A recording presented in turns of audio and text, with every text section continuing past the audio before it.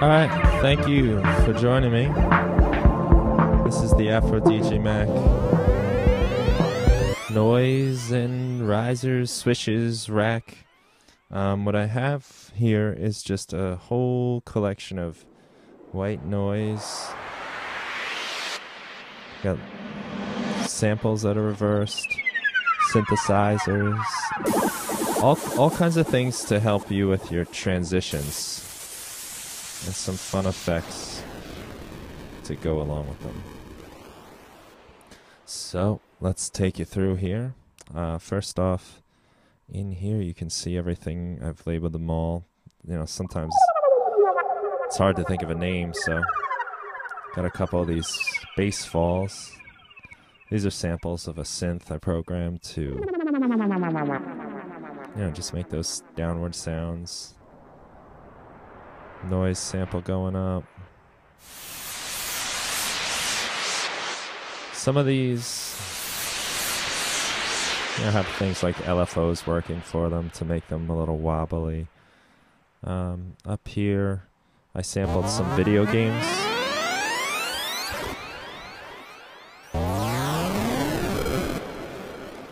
And, you know, you can hear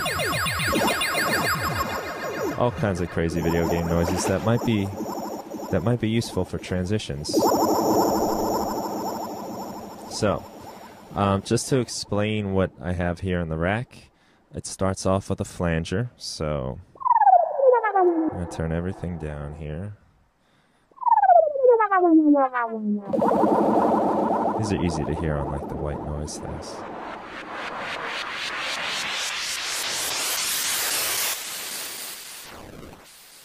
So flanger, we got a phaser. Also kind of cool for making things sound a little nuts. Ping-Pong Delay.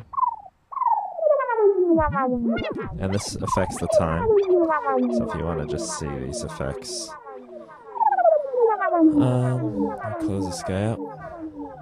So I showed you the flanger, the phaser, Ping-Pong delays here, and I have it set to repitch mode, which you get by right-clicking and changing that to repitch, from fade to repitch. And whenever you play with the time, it twists things around. From there, I have a reverb that turns on as you turn the knob.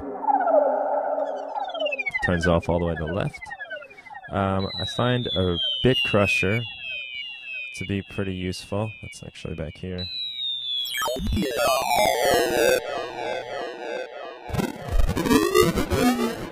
Some interesting sounds.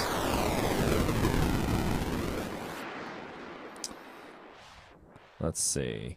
Next I have an auto pan, which auto pan's kind of nice for building some tension here. It's kind of like a release. Then as we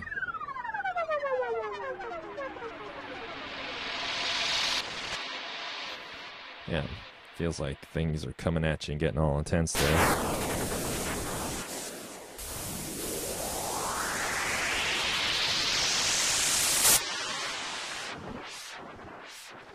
And let's see, last but not least is a beat repeat.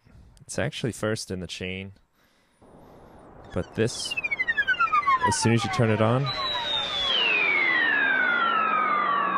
it grabs whatever it hears and starts a pitch decay. So when you have this repeat button on, as soon as you turn on your beat repeat, it starts repeating whatever it is it just caught.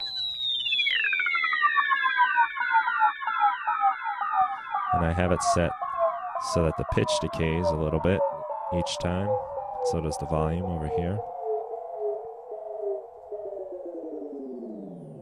As you play with that, it changes the effect a bit. It's set to insert mode here, which means that when it's on, you're not going to hear anything coming out of it. If you wish to change that, you can have it set to mix. And that mixes the two signals together, which is kind of fun too.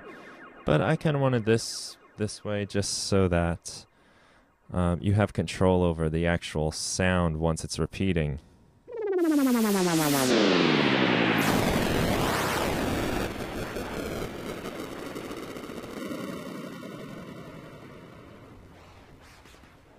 I just think that's a little more fun and interesting. So this is nice when you're switching between parts and songs, transitioning from song to song. You can really make things smoother, nicer, more exciting, and you know, create some anticipation.